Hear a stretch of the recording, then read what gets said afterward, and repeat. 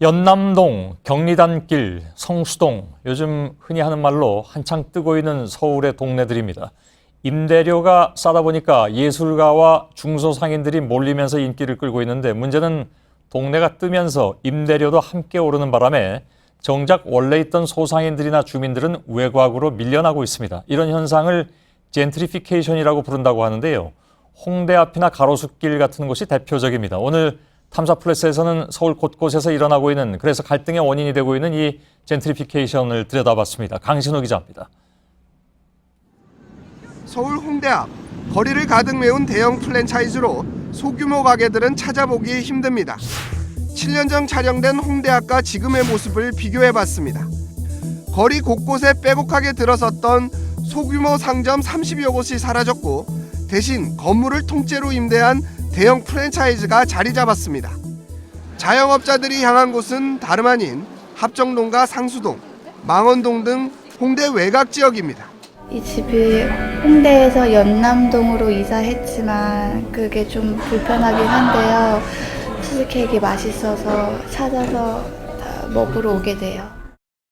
홍대 앞에서 8년 가까이 운영되던 이 가게는 이전 장소에서 2km 정도 떨어진 이곳 연남동으로 이전을 했습니다. 대형 프랜차이즈가 홍대 앞 거리를 점령하면서 작은 가게들은 인근 지역으로 밀려나기 시작했습니다. 홍대 앞 상가 임대료가 매년 20% 이상씩 뛰었기 때문입니다. 홍대 앞 상인들이 이전한 연남동 등 인근 부동산 가격도 덩달아 치솟고 있습니다. 홍대보다는 싸게 하겠지만 많이 올랐죠. 그리고 홍대 상권 자체가 멀어져서 망원동까지 가요. 임대료가 오르면서 임대인과 세입자들의 갈등도 커지고 있습니다. 저 60대 노부부의 소중한 마지막 생계에 수단인 저삼동 치킨 수억 들여서 5년만 하려고 7년만 하려고 저 가게 차린 게 아니지 않겠습니까? 홍대 앞뿐만이 아닙니다. 이 가게를 일구는 데는 저 피와 눈물이 정말 같이 한 가게인데 그것을 10원 없이 나가라고. 그러면 어떻게 나가겠어요? 서울로 갈 수 있어 못 가요. 임대료가 싼 지역의 예술가들과 소상인들이 몰려 특색 있는 거리를 만들어 사람들이 몰리지만 정작 임대료가 오르면 대려 원주민이 밀려나는 도시 현상, 이른바 젠트리피케이션이 일어난 겁니다. 젠트리피케이션은 80년대 영국 런던과 미국 뉴욕 등 주요 선진 도시에서 일어났고 2000년 들어서는 독일 베를린과 중국 상하이, 일본 도쿄와 서울까지 확산됐습니다. 특히 서울에서는 동시다발적으로 발견됩니다. 최근 몇 년간 서울시가 중점적으로 추진한 특성화 거리 사업과 도시재생 사업이 원인으로 꼽힙니다.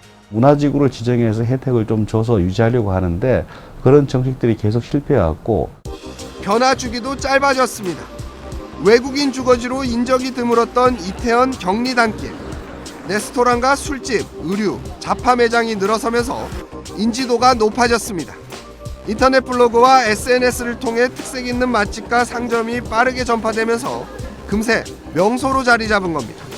외국인들이 운영하는 그런 맛집들이 많이 있어서 일단 자주 찾고 있어요.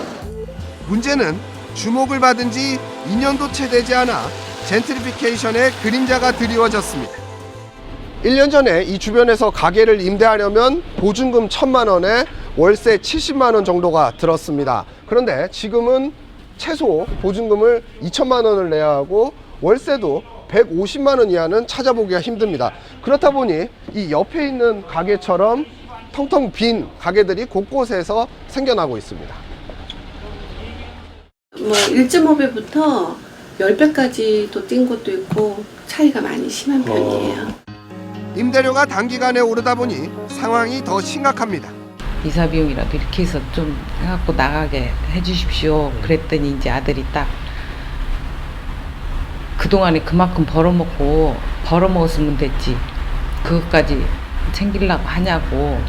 임대주의 동의 없이 다른 세입자를 자기가 권리금 5천을 받고 이 가게를 본인이 이제 딴 사람에게 넘기겠다는 거예요. 그러니까는 안 되겠다 그냥.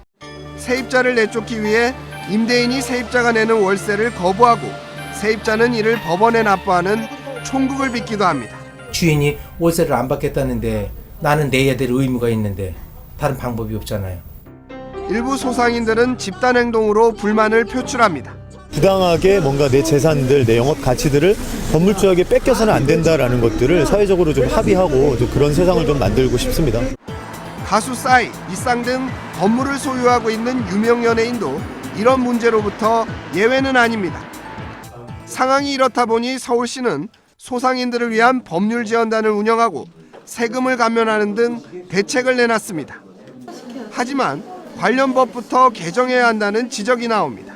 상위법인 임대차 보호법이라든지 민법이라든지 빨리 이 법이 제정이 되고 상류층을 의미하는 젠트리에서 나온 젠트리피케이션. 대한민국에 불어닥친 이 현상이 계층 갈등을 고조시키고 있습니다. 탐사 플러스 강신우입니다.